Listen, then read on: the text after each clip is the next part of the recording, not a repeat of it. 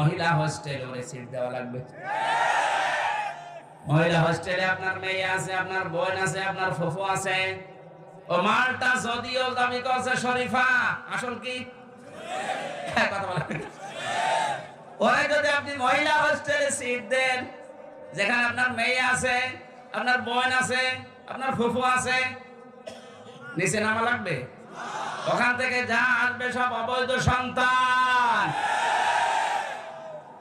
এটা একটা সত্য ষড়যন্ত্র।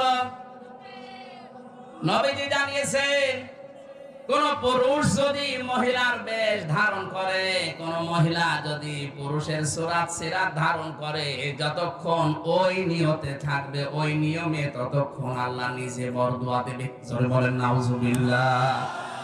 ওরা জাতিকে আল্লাহর গজবে ফেলার জন্য অনেকেই সূক্ষ্মভাবে ষড়যন্ত্র করছে। ওরা মনে করছে হুজুর হতে পারবে না।